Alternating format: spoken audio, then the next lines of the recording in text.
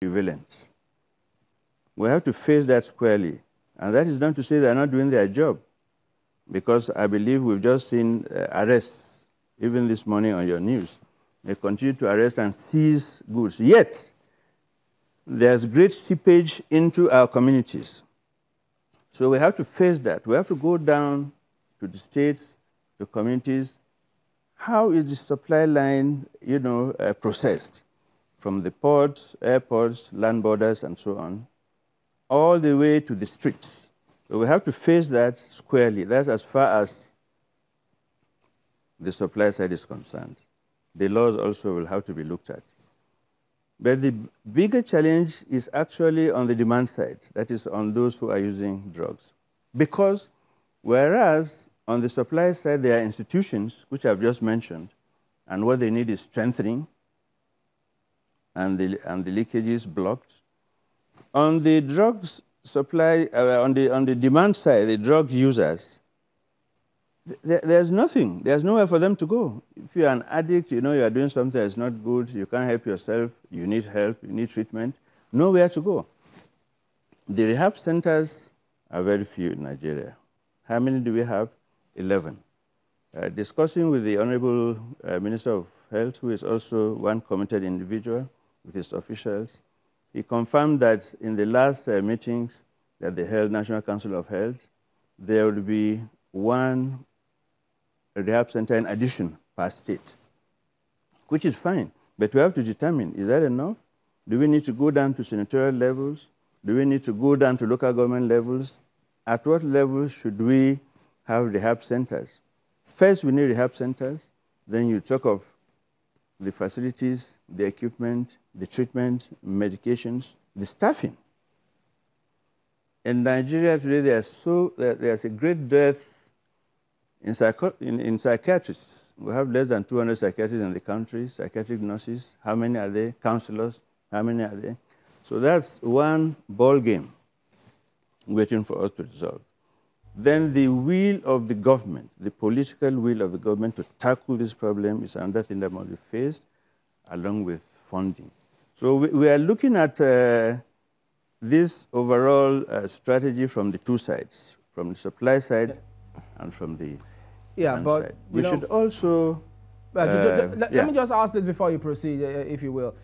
Much as, we need to do, or we have to do what we have to do to ensure that we solve this problem, no matter how much, or no matter how difficult it may come across. But the question will always be, or part of the questions will always be, as we've also seen previously, there are several committees, there are several reports, agencies which you highlighted, the NDLEA, NAFDAC, and some of the others. They have challenges, they have reports, recommendations. So is your panel going to find out, have they made any such? Why is it that they've not been implemented? Are you going to rely on reports, and from where?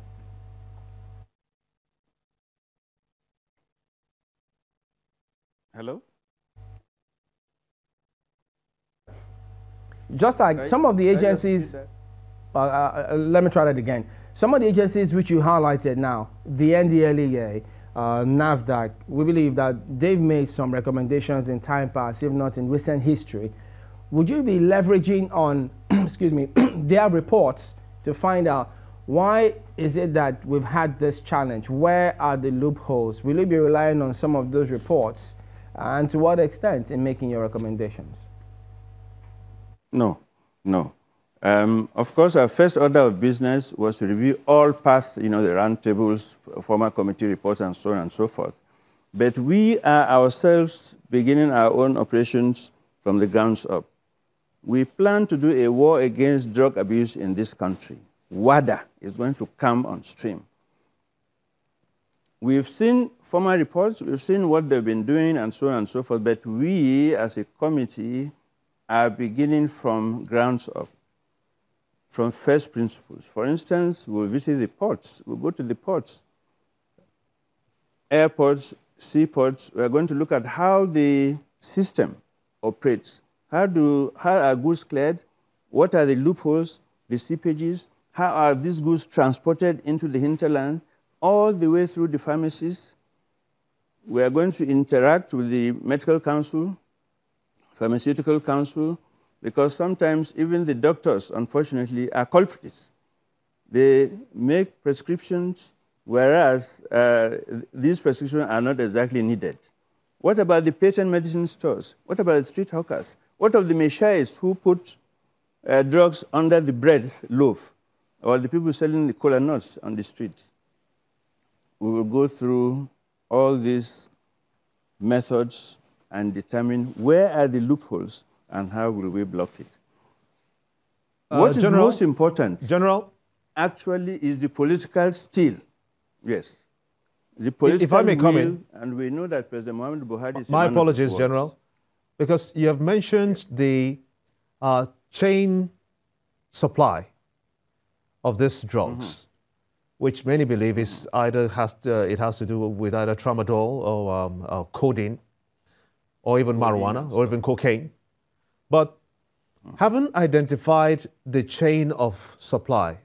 Why then, in your research, WADA, carrying out its activities, why then would you say that young Nigerians are popping these pills? Why are they doing that? Now, we are talking of the causes of drug abuse. Why are people taking it? And that's a question to ask. Poverty is one. Broken homes, no family bond. Sometimes in the family, the father is taking, mother is taking, and the children are taking. There are those who take it for fun. There are those who want to experiment. Let me try it and see what's going on. Everybody else is doing. The peer pressure, your colleagues, your friends, they are doing it. There are the long-distance drivers who want to keep awake. They take it. There are even students who want to keep awake to study. There are people, all kinds of stuff. The withdrawal syndrome also. These are people who are already addicts and they can't stop, and so on. Whatever we come out with will target the causes, depending on which part of the country and what is more prevalent. Fortunately, on the 29th of January, the United Nations Office on Drugs and Crime, who are a member of the committee, will be coming out with the survey results. They've been doing a 40,000 household survey they've conducted in the last 2 years, from 2017 to 2018. It's now ready. This will help us see the prevalence properly, the statistics, what is prevalence, where, what type of drugs are they using. But there's one cause that often is skipped.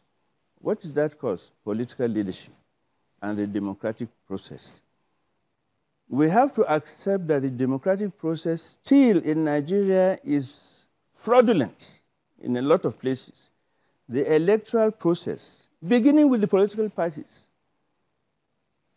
The politicians give the young boys and girls drugs to go and coddle, cause violence, disturb the peace, and they wangle their way, get into office. They are not necessarily elected by the people. They fraudulently find themselves there with collusion, unfortunately, with some of the political parties. Tell me, such a person who gets into office, will he care about the people he's supposed to govern, whether it's at the local government or state level, or indeed at the legislative level? General, if you allow me to just chip in here, very important, because you've made a very, very important point that many people, as you said, would have forgotten the political angle to this. But since you've identified that, how are you going to go about, how is WADA going to go about solving that political challenge that links to this widespread drug addiction and spread? That is what our committee is set to do. If I tell you that answer today, I would probably be submitting the report tomorrow. We've just started for 1 week. We've brought out the lacuna that is associated with this. We know what needs to be done. How to do it is the work of the committee. This is what we'll come out with in the next 100 to 120 days. We will sit down, examine thoroughly, find out what are these things, why is this still prevalent in this stage with all the institutions, with all the efforts, and so on. We will go down not only to the states. This committee will go down to local governments, we'll go down to communities. We will look at the family setup, because that's one critical area. That's where it starts. In the north, for instance, the Almajiri, these are little boys who leave their homes from one city to another at a very tender age. No family